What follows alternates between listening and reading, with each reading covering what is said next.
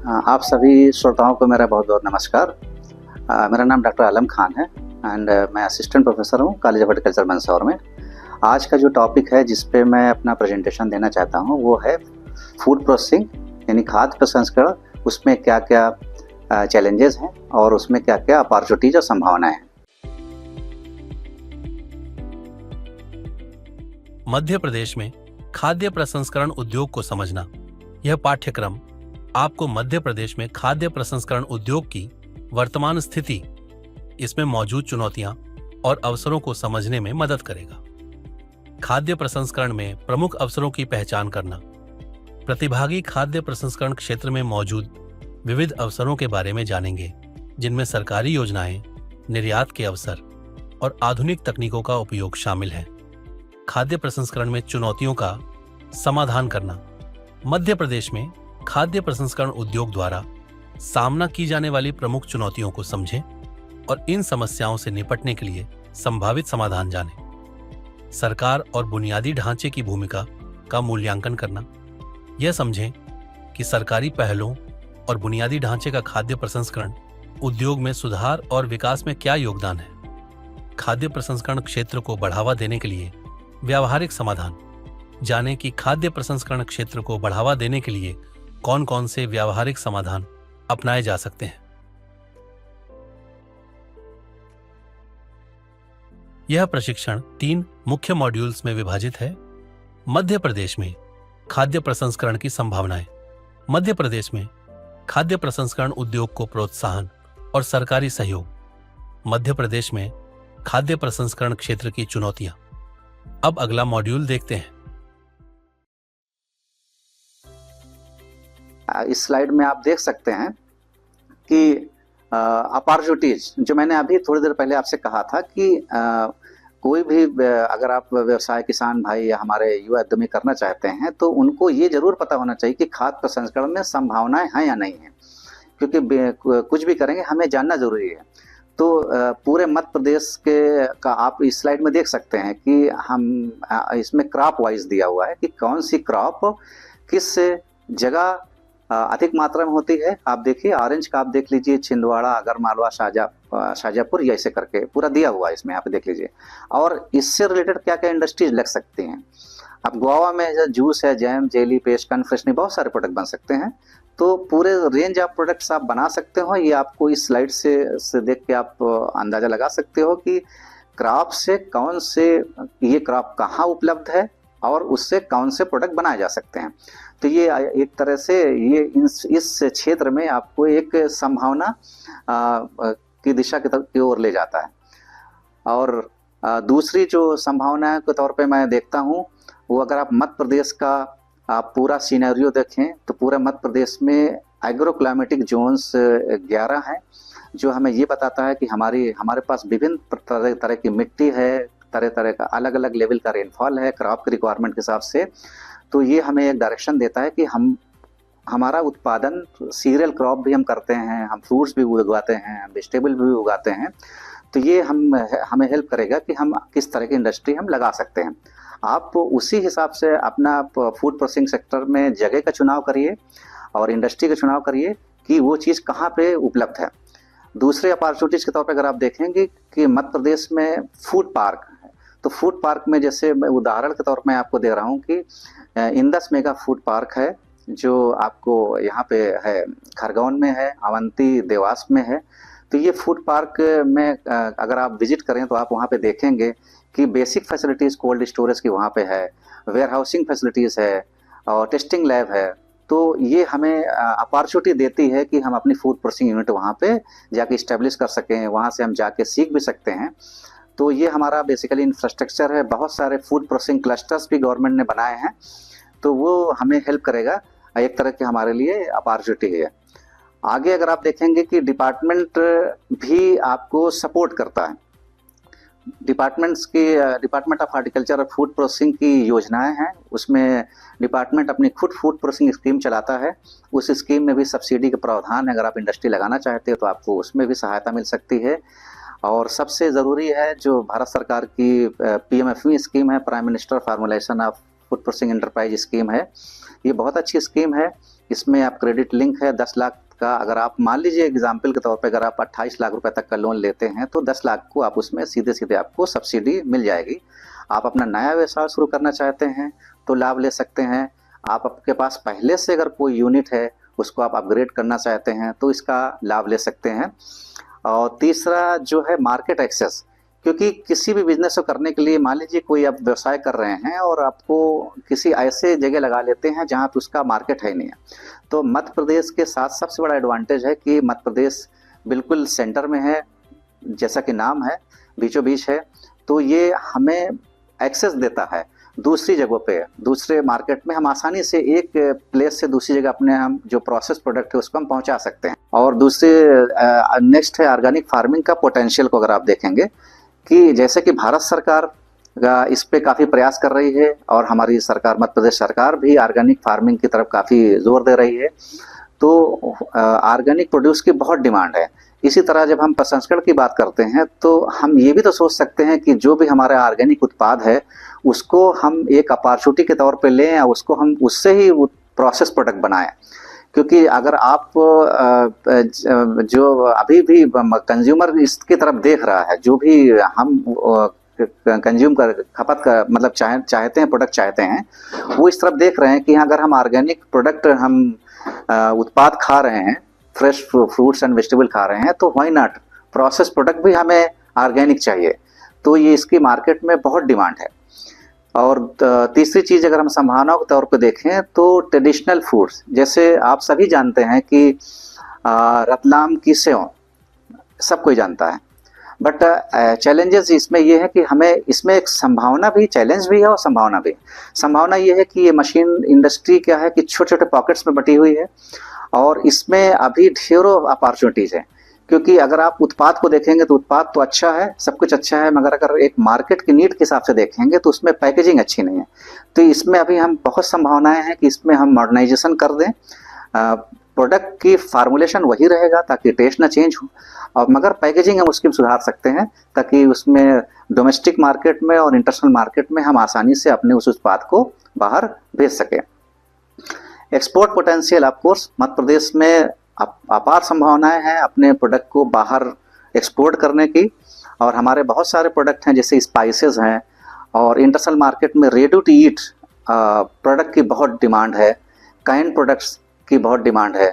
तो हम इसका लाभ ले सकते हैं, हमारे पास इसकी अपॉर्चुनिटी है, क्योंकि रॉ मटेरियल हमारे पास अधिक मात्रा में, जैसे मैंने पहले बताया कि हमारे पास प्रचुर मात्रा में हमारे कंजम्पशन से ज़्यादा हमारे पास उत्पाद की उपलब्धता है, हम उसको प्रोसेस कर सकते हैं और एक्सपोर्ट कर सकते हैं। ये जो बिंदु है ये बहुत महत्वपूर्ण बिंदु है, टेक्नोलॉजी एडॉप्शन। इसमें आप यहाँ देख लीजिए कि कोई भी प्रोडक्ट बनाने के लिए मशीनरी का बहुत बड़ा योगदान होता है। अगर आप सही मशीन का चयन नहीं कर सकते तो आप न तो सही प्रोडक्ट बना पाएंगे, न ही आप वेस्टेज कम कर पाएंगे। तो जैसा कि उदाहरण के तौर पे मैं आपको बताना चाहूँगा कि आज के टाइम पे बच्चे, हम लोग भी कुरकुरे भी अगर आप खाते हो तो आप द फर्स्ट डे आपने पहले दिन खरीदा था उसकी क्वालिटी वही थी, आप 5 महीने बाद भी खाओगे तो उसकी क्वालिटी वही होगी। तो यहाँ रोल आता है मशीन का, तो सही मशीनरी का चयन बहुत ज़रूरी है और सही टेक्नोलॉजी का ज़रूरी है।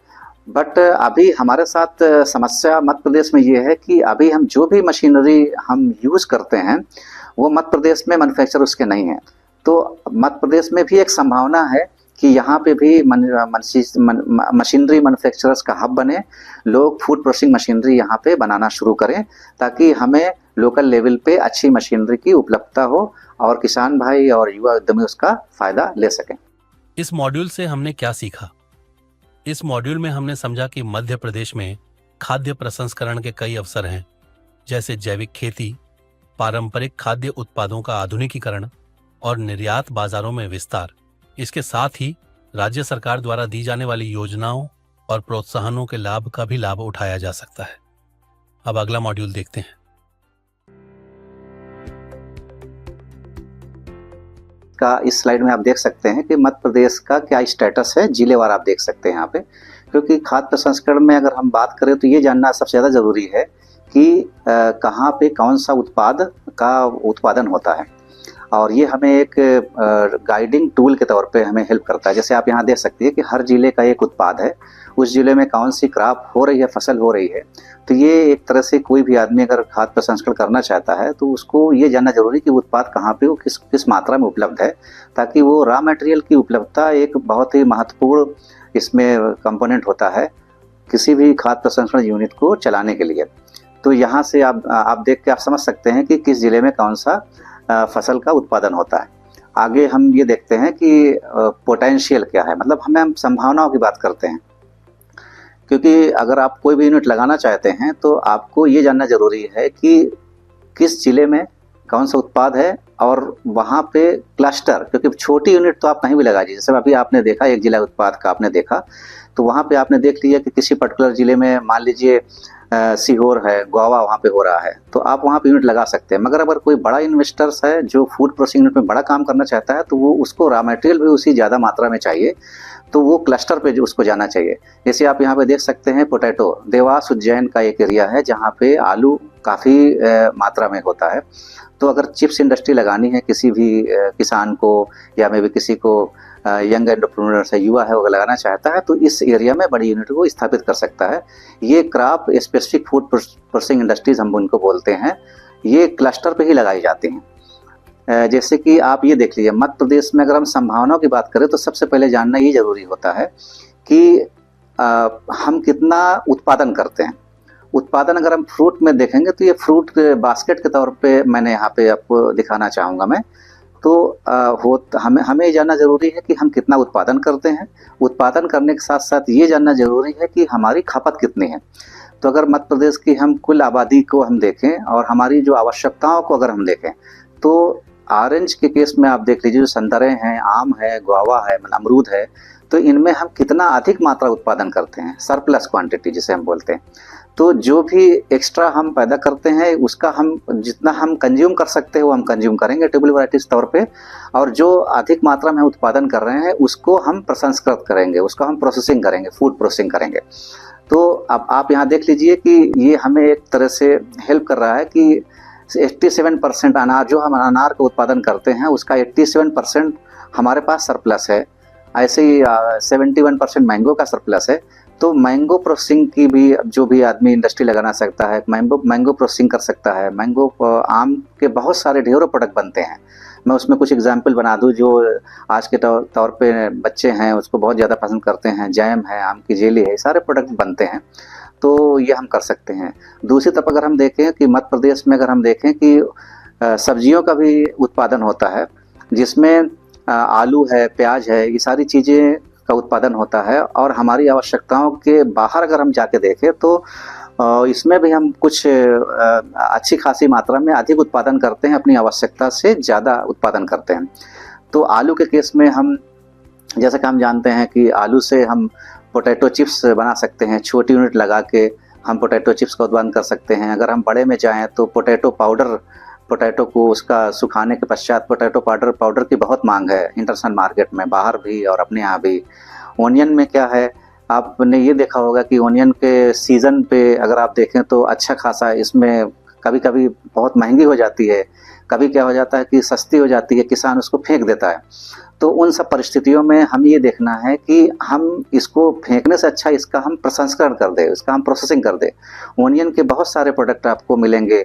हम अपने घरों में आप देखिए ओनियन से हम पेस्ट यूज़ करते हैं, ओनियन का पाउडर भी अवेलेबल है, फ्लेक्स है, ये सारे प्रोडक्ट हम बना सकते हैं ओनियन से। ग्रीन पीस का, मटर का आपने देखा होगा आज के डेट में मतलब हम जो प्रोडक्ट कंज्यूम करते हैं घरों में उसमें मटर का अच्छा खासा इस्तेमाल होता है।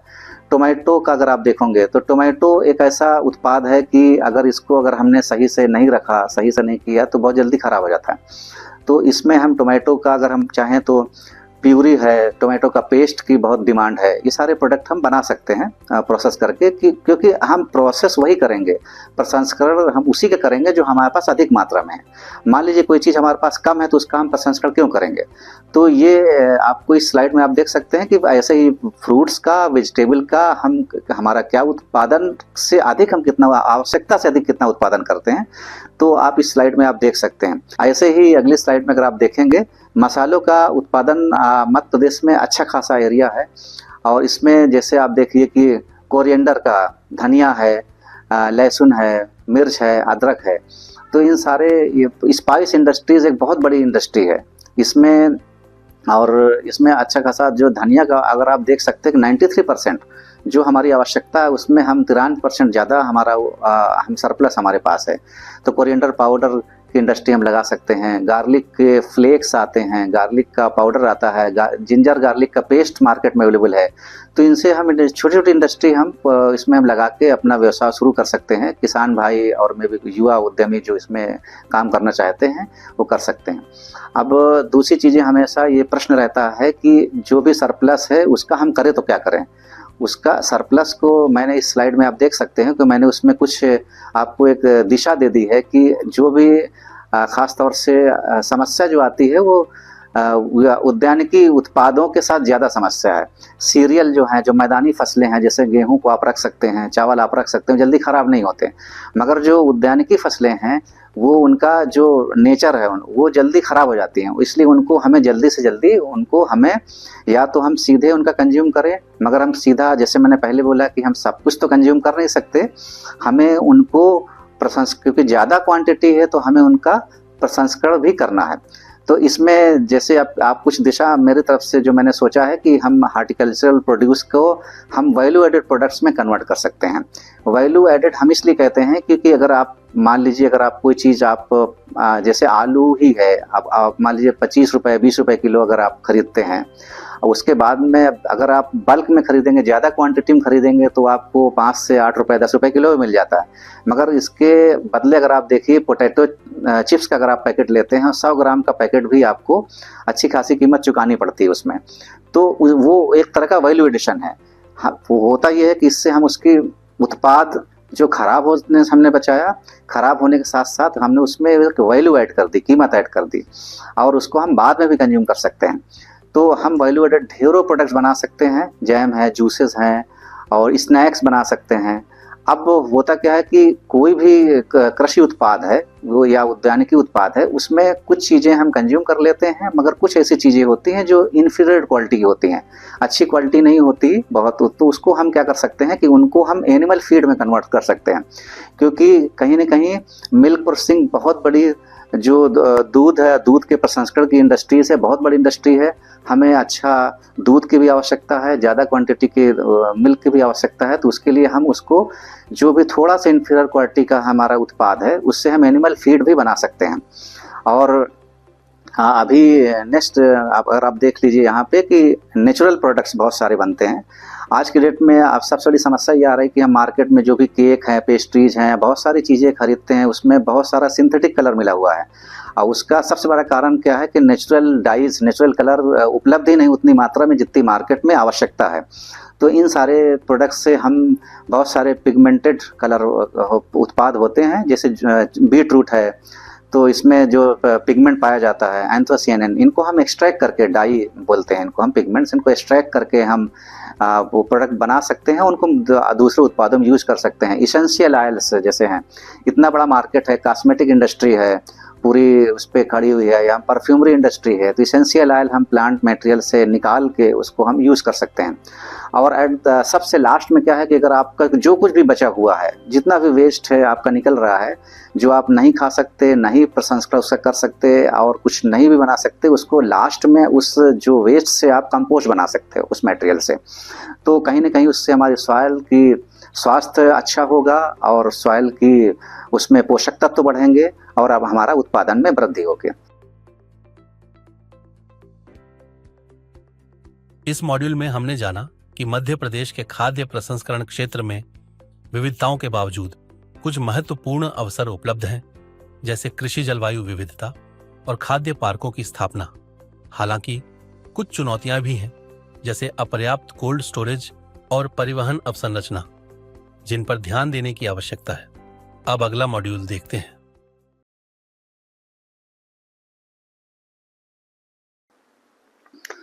इंफ्रास्ट्रक्चर, ये ऑफ कोर्स मध्य प्रदेश सरकार ने इसमें बहुत काम किया है, हमारा रोड नेटवर्क काफ़ी सुधरा है। बट इसके बावजूद जो इंडस्ट्री की डिमांड है, उस डिमांड में ये क्या है कि अभी भी हमारे पास इंफ्रास्ट्रक्चर गैप हमें दिखता है। मध्य प्रदेश का कई हिस्से हैं जहां अभी भी रोड नेटवर्क अच्छा नहीं है, ट्रेन और एयर कनेक्टिविटी, क्योंकि उद्यानिकी फसलों के साथ सबसे बड़ा चैलेंज ये है कि अगर उनको सही टाइम से हैंडल नहीं किया गया, कोल्ड स्टोरेज फैसिलिटीज़ नहीं दी गई, सही से ट्रांसपोर्टेशन नहीं किया, तो हम उसको लूज कर देंगे। वो हमारे लिए एक घाटे का सौदा होगा, उसका हम फ़ायदा नहीं उठा पाएंगे। तो इसलिए अभी भी इस पे हमें काम करने की ज़रूरत है, इंफ्रास्ट्रक्चर को के सुधार करने की ज़रूरत है, cold storage, processing facilities, transportation network improve करने की ज़रूरत है ताकि इसका हम लाभ ले सकें। और क्रॉप के साथ जो मैं कहना चाहूँगा कि सीजनल फ्लक्चुएशंस इन रॉ मटेरियल सप्लाई, जैसे आप यहाँ देख सकते हैं, इसमें सबसे बड़ा चैलेंज ये है कि मध्य प्रदेश में अभी भी जो बहुत सारे क्षेत्र हैं जहाँ पे अभी चैलेंज ये है कि किसान भाई उस बस मानसून रेन पे, जो मौसमी वर्षा होती है, उस पे वो डिपेंडेंट है। जब अगर अच्छी वर्षा हो गई तो वो अच्छा प्रोडक्शन कर लेते हैं, उनका उत्पादन अच्छा हो जाता है और उसको लाभ मिलता है। मगर जब फूड प्रोसेसिंग की बात करते हैं तो उनको लगातार रॉ मटेरियल की सप्लाई की आवश्यकता होती है। अब मान लीजिए अगर उन प्रोडक्शन वर्षा अच्छी नहीं हुई, उत्पादन अच्छा नहीं हुआ, तो इंडस्ट्री के लिए सबसे बड़ा चैलेंज होता है कि वो प्रोडक्शन की प्लानिंग कैसे करे। रॉ मटेरियल की कास्ट ऊपर नीचे होगी, तो ये एक अपने आप में एक चैलेंज है जिस पे हमें इस तरफ ध्यान देना है फूड प्रोसेसिंग सेक्टर को बढ़ावा देने के लिए।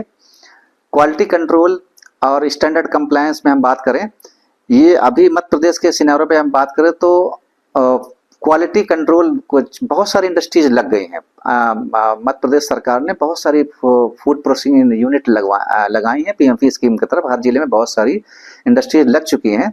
मगर चैलेंज के तौर पे जो मैं आपसे कहना चाहूँगा कि किसी भी उत्पाद की गुणवत्ता जांचने के लिए एक अच्छी लैब की आवश्यकता होती है। अभी हमारे मध्य प्रदेश में जो टेस्टिंग लेबोरेटरीज हैं अभी काफ़ी मात्रा में नहीं हैं। तो मेरा तो मानना ये है कि अगर ये फूड टेस्टिंग लेबोरेटरीज हर जिले में अगर हो जाएं, ताकि उस जिले के जो वो उद्यमी हैं जिन्होंने अपनी यूनिट स्थापित की है, वो अपने उत्पाद का टेस्टिंग करा सकें और टेस्टिंग कराने के पश्चात वो डोमेस्टिक मार्केट में लोकल और बाहर उसका एक्सपोर्ट कर सकें। तो ये हमारे लिए भी एक चैलेंज है, इस तरफ हमें ध्यान देना होगा। और तीसरा है स्किल, जो सबसे लास्ट में जो चैलेंज जो समझ में आता है, स्किल शॉर्टेज। किसी भी मशीन को, क्योंकि जब हम फूड प्रोसेसिंग बिजनेस करते हैं तो कहीं ना कहीं उसमें मशीनरी का बहुत बड़ा योगदान है, और सही मशीन का चुनाव और उस मशीन को चलाने के लिए सही स्किल्ड वर्कफोर्स की हमेशा आवश्यकता रही है। क्योंकि फूड को हम कंज्यूम करते हैं तो उसमें क्वालिटी भी होनी चाहिए, फूड सेफ भी होना चाहिए, और क्वालिटी जो हम दे रहे हैं वो लगातार एक जैसी क्वालिटी होनी चाहिए। तो उसके लिए हमें स्किल मैन पावर की आवश्यकता है ताकि वो सही से प्रोडक्ट फूड प्रोसेस करके सही उत्पाद बना सके। तो आवश्यकता इस बात की है कि हम ज़्यादा से ज़्यादा सर्टिफिकेट और डिप्लोमा कोर्सेज फूड प्रोसेसिंग पे चलाएं। मध्य प्रदेश सरकार इस पे ज़्यादा से ज़्यादा कोर्सेज यूनिवर्सिटीज़, विश्वविद्यालय या जगहों पे इन पर चलाए जाएं ताकि अच्छी स्किल वर्कफोर्स मिल सके और ये उन इंडस्ट्रीज में, फूड प्रोसेसिंग इंडस्ट्री में जाके काम कर सकें। और जब ये स्किल्ड वर्कफोर्स इन इंडस्ट्रीज में जाएगी तो ऑफ कोर्स मेरा मानना है कि इससे अच्छा उत्पाद बनेगा, अच्छा क्वालिटी का, और जब ये उत्पाद अच्छा बनेगा तो ऑफ कोर्स हम इसको compete कर सकते हैं मार्केट में और इसका फ़ायदा ले सकते हैं। फाइनेंस ये हमेशा से बहुत बड़ा चैलेंज रहा है।